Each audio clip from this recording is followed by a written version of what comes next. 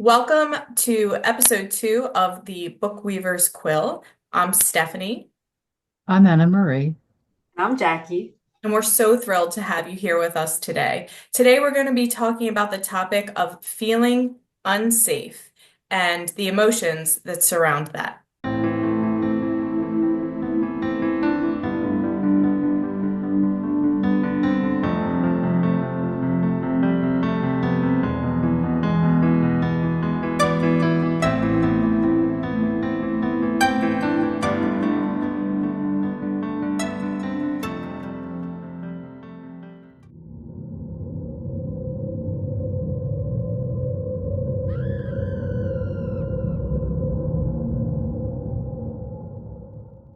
So, in today's episode, what we've chosen to do is we are going to read excerpts from our individual writing, and we're going to talk to everybody about feeling unsafe.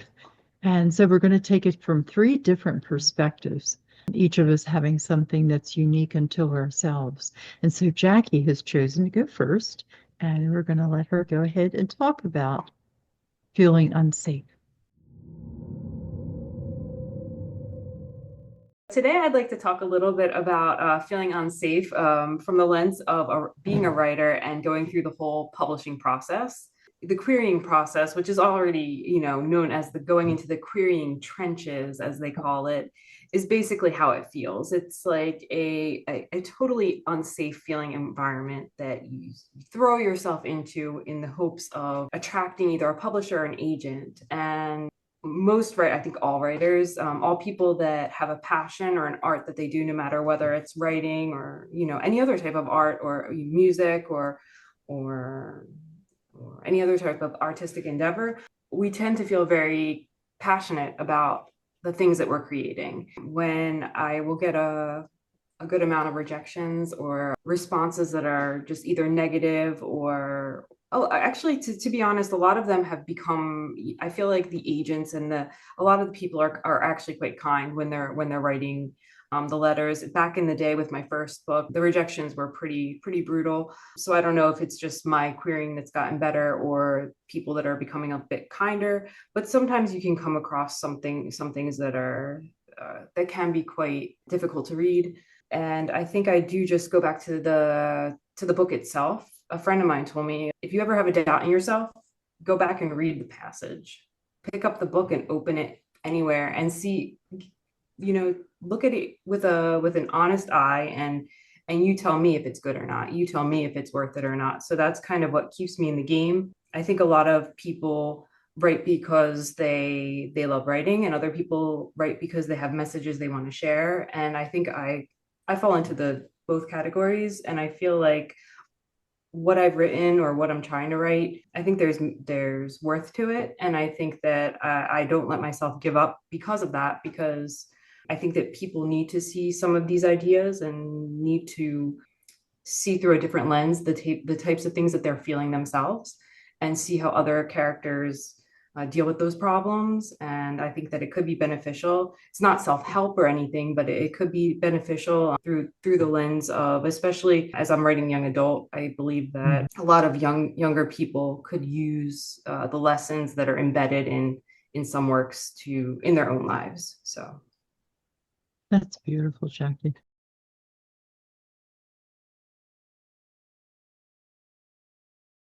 When we talk about the emotions of feeling unsafe from the three different excerpts of the writing that both Stephanie, Jackie, and I are going to present today, we want you to see the different types of reactions that people have when they feel unsafe. Do we close our eyes? Do we yell? Do we scream? Do we curl up in a little ball? So that's really what we'd like to talk about today. And for you to sit and think, what do you do when you feel unsafe? So if everyone's ready, I'm going to read the excerpt from Jackie's book, one of the passages.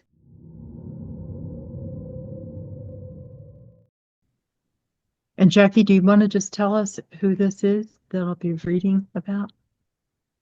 yes, you're reading about the protagonist, which is actually a young woman who wakes up with absolutely no memory, thrust into a world where she doesn't know who she is, who's there for her and who is not, and really trying. This is really a girl that feels quite alone, which I think goes a lot along with the passages of feeling unsafe. I think that that's something that happens a lot when you're feeling alone. So yeah. Okay. And your book title? Ah, yes, it's a House of Unwound Thread. I took a step and then another, feeling the candle's warmth flick against my cheek, my shoulder, my back, before melting like a memory back into the frigid air. The light dissipated, stride by stride, until suddenly I found myself standing at the place where all that was seen and unseen mingled in a hazy Cascurio line. It felt like standing at the brink of two separate worlds, one in which I existed. I reached out an arm, watching my fingers, my hand, my wrist devoured by the darkness, and the other in which I was merely a dream. Goosebumps pebbled my skin as I glanced back at the candle, now little more than a tiny flick in the distance. Another dot of light hung far before me, surely illuminating a second door, letting out a breath I didn't realize I'd been holding. I stepped forward, allowing the darkness to settle over me like a heavy mantle. The rutted cobblestones spread imperceptibly beneath my feet, a phantom path. Carefully, I began feeling my way through the darkness, nudging the point tip of my shoes into the stone before placing the weight of my heel. Again and again, I continued this way, each step taking on a practiced regularity until, thud, the sound stopped me dead in my tracks. What was that? Was someone there? I tried pushing the thought away, but a dreadful web of images spooled through my mind just the same, each more horrible than the last. A tembrosius shape spreading across the darkness like a bruise. A ghastly silhouette peeling from the shadows. A monstrous half-man lying in wait at the center of a bewildering labyrinth. No, I protested through chattering teeth. It's merely a story, a legend. But the headmaster's voice seeped through my mind, thick with foreboding. There's a bit of truth in every legend. So I think that this passage really speaks things that I feel really provokes the feeling of feeling unsafe. I already mentioned being alone, but also being in a new territory. Mm. So this particular scene is when the protagonist has to she gets accepted into a school because she has no family, she has nowhere to go, and she's accepted into a school and finds out that she's going to have to work. And not only does she have to work, but she's going to be working down in the archives. And to get there, you have this whole path. The school has a legend about a labyrinth and a minotaur, and here she is letting herself get carried away with herself because she's in this new place, this new setting. She's by herself, and she's starting to worry that that maybe those stories have more to them. And I love the way you just invited us into that insight, Jackie, because so many young adults find themselves in unfamiliar situations, Mhm. especially young people starting in school, a freshman going into school, and isn't very reflective of that. You know, Mhm. that there they are in a brand new high school that's huge and all the different pathways and hallways and doors. And so Yeah. it's really very reflective of what a lot of, let's just say, freshmen going into high school feel. I mean, it's a whole new, they don't feel safe. The unfamiliar is something that's, really a lot of kids deal with that. And I especially, definitely remember. yeah, yeah, and especially in today's schools, bless their hearts, having to, some certain things have happened in high schools. So yeah, it's a very, very good premise in the way you set it up. And I Mhm. remember when I was reading it, how, even obviously, I like to write stuff that's a little bit more suspenseful and have that Mhm. scare factor to it. But I remember feeling it was so inviting because it was feeling like, is Right. there this Minotaur there? And I remember reading that and feeling like, what's going to happen next? And it was just such great writing. Hey there, hope you guys are enjoying our podcast. And now, just a quick announcement. Emit by Jack Beale is an amazing book. I've read this book, I love this book, and I'm so proud to be sharing it with you today. A deafening explosion. A shining metal disc crashed into a cornfield. A mysterious little girl with a cryptic mission, longing to be like the heroes in his storybooks. Robbie Flynn embarks on a quest he hopes will lead him to his missing father. But nothing is as it seems. As the moments of this mythic journey divide and intertwine, Robbie is faced with an extraordinary realization. Not all paths always lead ahead. Thank you so much for listening to that short book advertisement, and now back to our program. Continuing with the theme of feeling unsafe and unsure and moving into unfamiliar territory, we're going to have Steph talk just a tiny bit about the excerpt that we'll be reading from her book. Sure. So this is from the Air of Light and Shadows. This is book one in the Air of Light and Shadows series.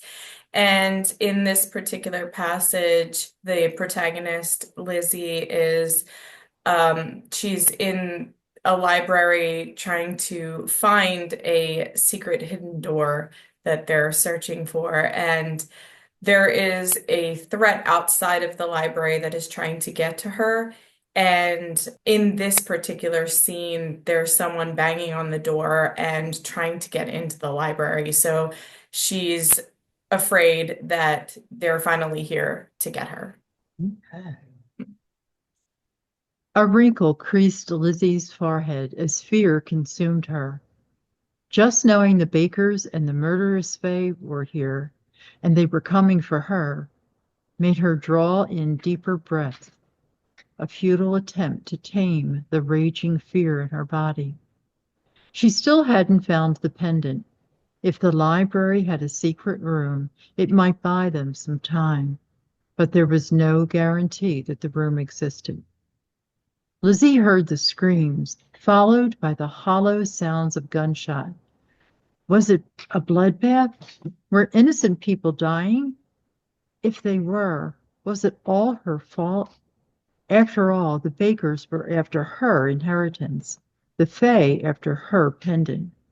Could all this have been avoided if she had stormed out of the library right then and surrendered to the people who pursued her? What was her one life worth when so many others were paying the price? A lot of casualties, she heard Brody tell Shay. His aoric field rimmed in swirls of crimson red like the blood being spilled outside the library walls. Survival. Guilt tugged at her gut. If anything were to happen to Brody or to Misty, who wore a worry crease of her own as she feverishly combed the bookshelves for any sign of a secret room. An anxious wave crashed over Lizzie. Losing her mother had been painful enough. Lizzie could not stomach losing another person she cared about, especially her best friend. Now someone was trying to get into the library, and Brody was moving the settee away from the door.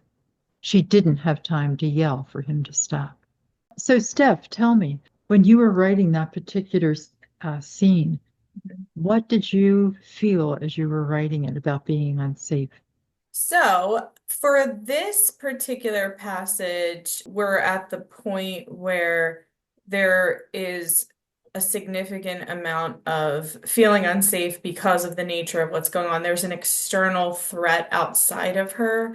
Mhm. So, that external threat is causing a lot of survival feelings inside of her. And that particular passage doesn't necessarily explain those, but a lot of the book has that description in it. So, a rapid beating heart, there's your blood vessels are getting ready to move and go. You're either going to fight, you're going to flee, you're going to hide.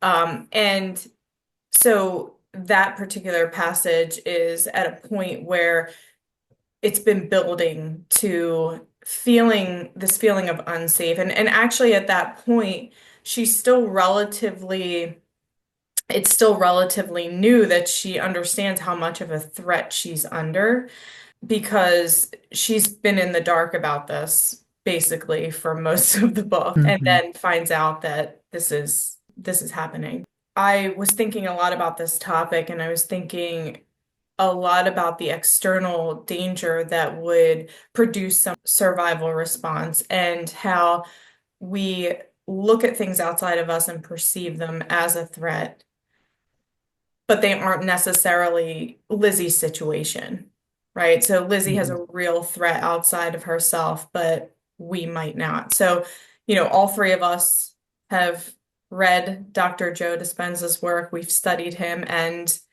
by the power of three, we're going to bring him on this show. But I just want to hear him talk to us about this. But, he does such a great job of telling us or telling his students about these survival responses and how they can, if they're chronic and they're going on daily, that they can disrupt the systems in our body. And for me, just having the Ayurveda background from Deepak Chopra school, which I did because of a specific event that I'm going to mention, I understood a lot about those responses and exactly what happens in your body when you're Right. experiencing that threat outside of yourself. So, yeah, I've had moments in my life where I felt fear, feeling unsafe, but I didn't really understand the deepness of that connection until I lost my mom because Mm. that experience threw me into those survival emotions chronically. Mhm. And I feel like every day I was experiencing this feeling of unsafe, like this world is unsafe, and there was no outside threat, but I was Mhm. still feeling all of those emotions. So things like your heart's beating faster, salivary glands aren't working, right? Blood vessels constricting, things are getting ready to move, but this response is happening. There's chemicals, flooding your system. Surgeon.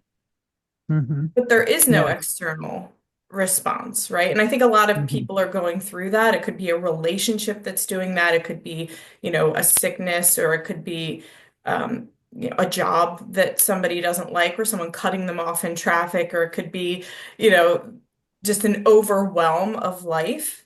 And these same responses that Lizzie's going through, or that your protagonist is going through, Jackie, they're experiencing that. And Right. also especially your character, Anne Marie, which we'll get to in a minute, but Yeah. this idea of this external threat, but there is no real external threat. And in most cases when there is an external threat and it's real, doesn't have to be a Mhm. tiger, right? Could be what Right. Lizzie's going through or something like that. It does pass eventually after the threat is over. But when it's something that is a perceived threat, but there is no threat there, then it it's harder to just let it pass. It doesn't pass. So then you have to find ways to deal with that. So for me, it's meditation, or, it's really going inward as opposed to focusing outward, because outward isn't Right. going to do anything for me, but going inward. So I know that was kind of long-winded, but I did make that distinction between an actual external threat or a perceived external threat that isn't there. Right. And that, you know what, Steph, that's a beautiful segue into what I'm going to read, because that's exactly what's happening to the young lady in this little vignette that I have. And it is not an actual outside threat other than what she perceives as being an outside threat. And it really comes from the unrest that she feels inside because of the environmental situation that she finds herself in. I'm only going to read a little bit of the vignette. I'm not going to read the whole thing. Okay, so it's called Black Iron Bars. Mama and Nana Cole say that they feel safer with the black iron bars on our windows. Why, child, I sleep like a young baby cradled in her mother's arms, Nana shouts when she hears me say that I hate the bars. It helps me feel that my babies are safe from the wild things going on outside, Mama whispers in my ear as she puts my cereal bowl in front of me. I want to shout back to them to say that the shadows the bars make on my room at night make me feel as if I'm sleeping inside a lion's cage. But I don't, because Rudy is sitting across the table from me, and I don't want to scare him. The trouble is that I'm not afraid when I first go to bed with Rudy, but then I wake up in the middle of the night, and that's when I see the shadows. Mama works the night shift at Nader's all-night cafe, which is several blocks away. So I know if I scream out, she'll never hear me. Nana Cole sleeps in the room beside ours, but she's hard of hearing, and besides, she snores.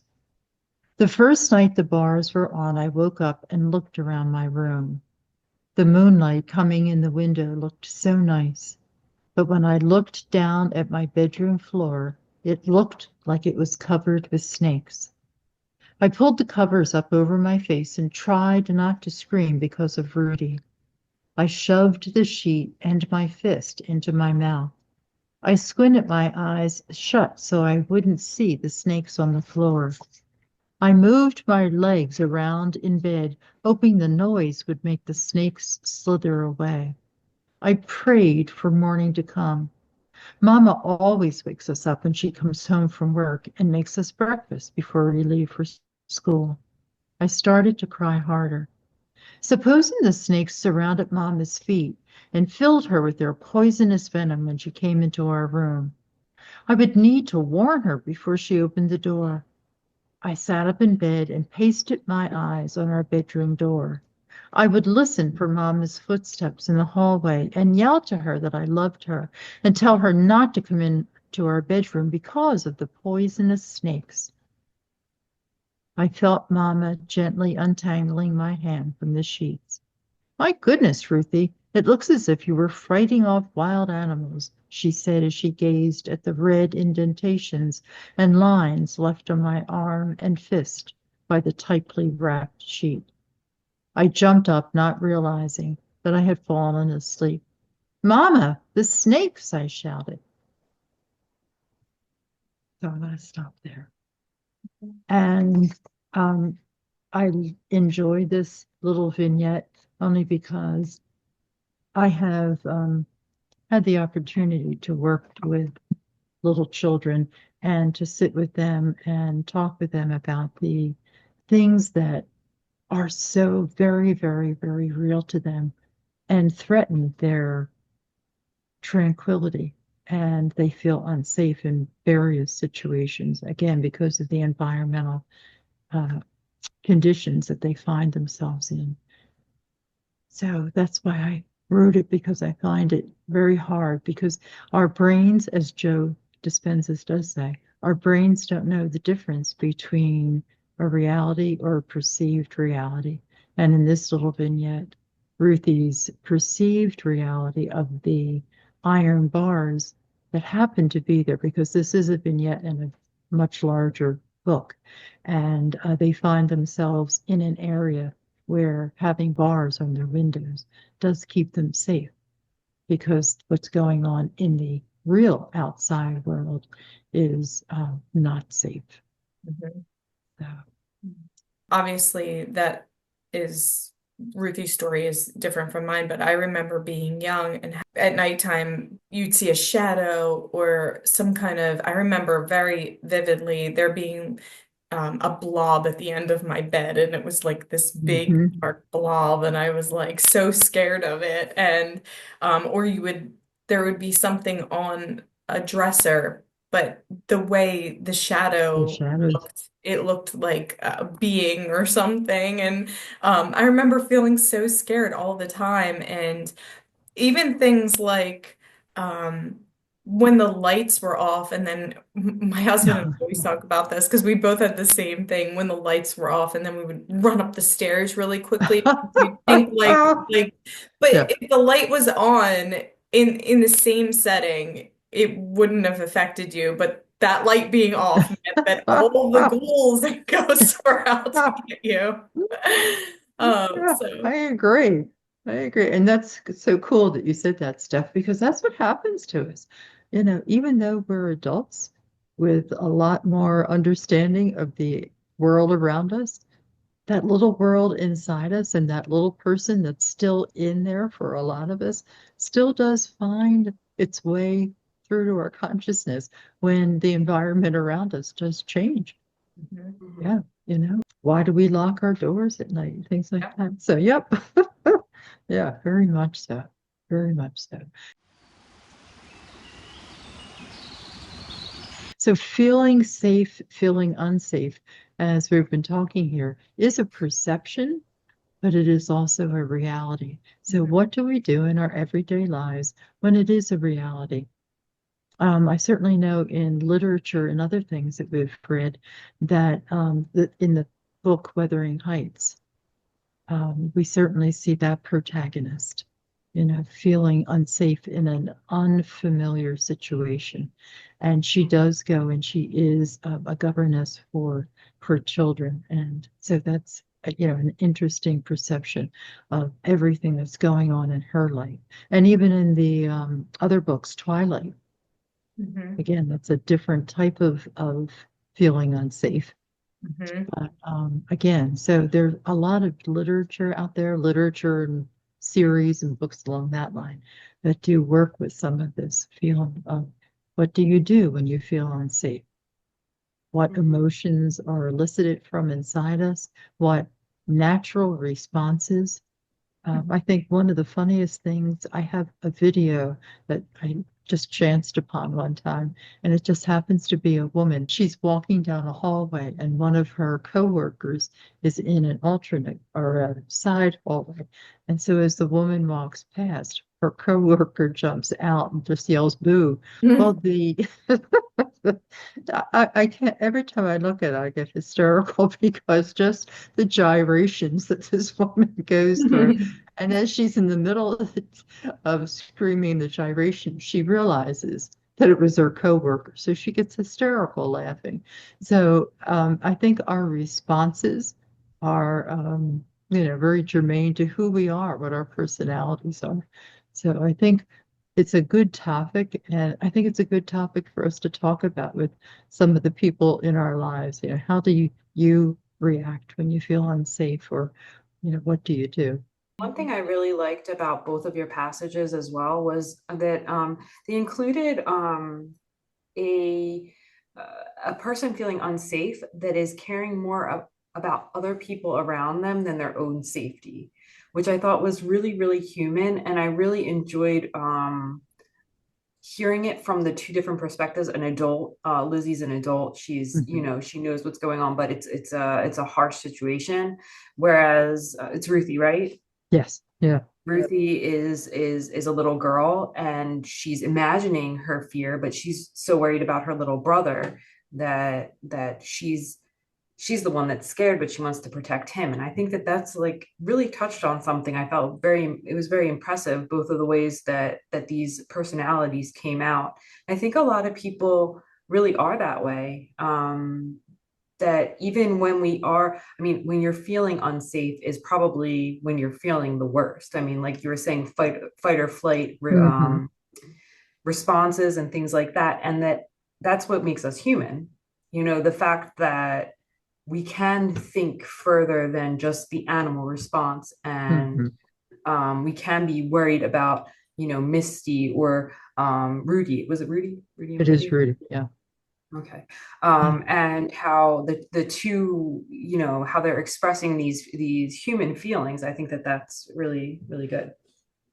Is there a way that you guys deal with just the perceived threats outside of you that maybe you would want to share, something that you do that, because obviously there are different degrees of feeling unsafe, but one is the one that's perceived as opposed to Hmm. the actual threat. So do you guys have any advice for people, especially now in this time that a lot more people are experiencing that dysregulation? Well, as we were saying earlier, that the idea of when you're alone or in the dark, like you said, like it's these ideas of where you're not in your normal place. You're either in a new territory or you feel like you're in a new territory or something has changed. And I think that one thing that could be helpful for anybody in any circumstance is really finding somebody to talk to, because even when we feel the most alone, we really aren't. And everybody, there's always somebody that would be there, to talk to you or just to be around when you're feeling in that kind of way of feeling unsafe, that you don't have to face things alone. Very much so. And I think for myself, I think one of the most powerful things for me is to stay in the moment rather than allowing myself to get carried away by what I think might be happening. So being able to say something out loud so that it centers me that I am here, I am grounded, I am okay. Okay, so just saying something out loud. And it can, I mean, it kind of goes back to that song that we've all heard forever and ever, Whistle a Happy Tune. And that's all that song is about, is Mhm. putting us in the now moment, Mhm. putting us in the now moment. But doing anything that you can hum and you can just hear yourself because it brings you right here, right here. And yeah, but that's kind of like what I do. My grandfather, he lived till 98 and a half. God bless them. Yeah, so you both know, and I'm okay with sharing that I've had very big issues with anxiety, which I think can correlate with this idea of feeling unsafe, obviously. But I remember my grandfather saying to me, whenever I feel it, just you brought up that song. Hmm. Whenever I feel scared about something, I just change my mind and think of something happy. And so when you said that, I thought Yeah. of him saying that to me. But I think for myself, it's been a little bit of a just a challenging road to get to a point where I have a good sized toolbox and things that I can pull out of the Mm, toolbox to use. So right. the first thing that I do is I turn inward. So I know that if I keep my focus on everything outside of myself, that, and this is really for those moments when there is no real external threat. Like if there's a tiger, if there's run, hi, Right. do what you need to do. But this is for if you, yeah, I think I'll just hang out. I'm gonna meditate.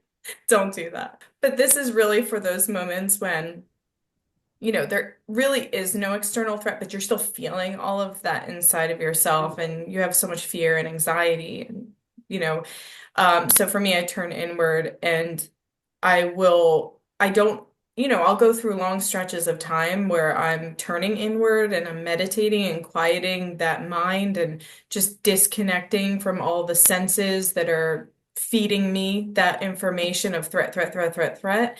And then, the emotions and that connection between, it's severing that connection. So that's really what turning inward is for me and meditating is severing the connection between the threat I'm perceiving and the feelings that are just, it's this uncontrollable wheel.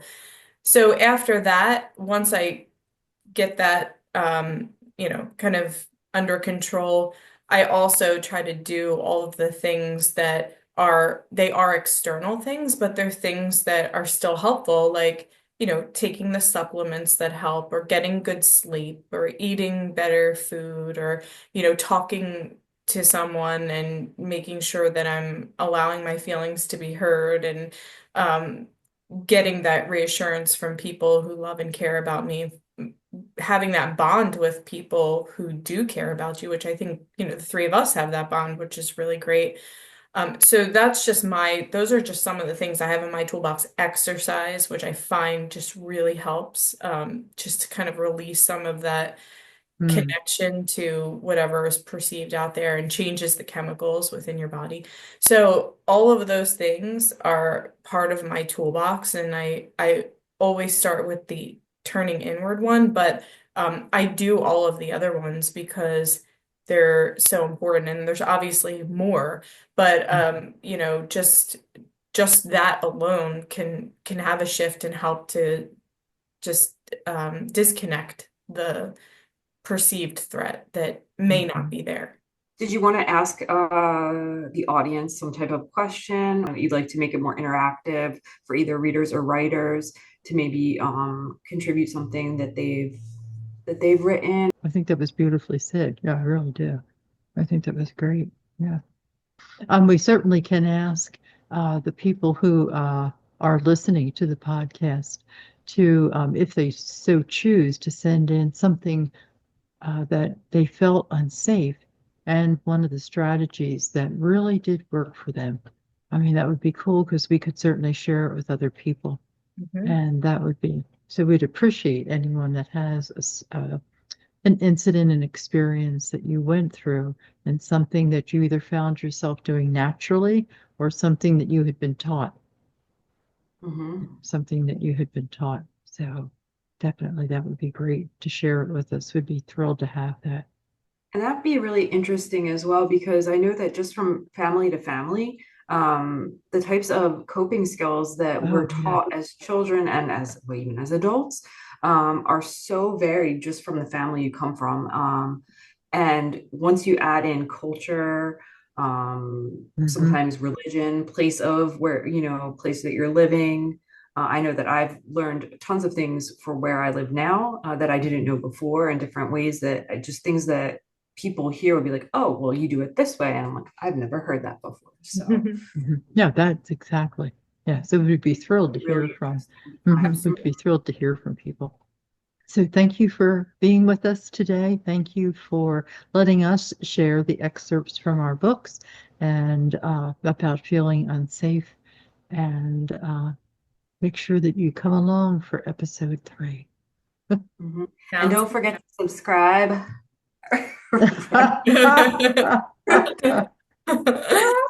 All the things. Thank you That's so it. much. And we will see you guys next time. Okay.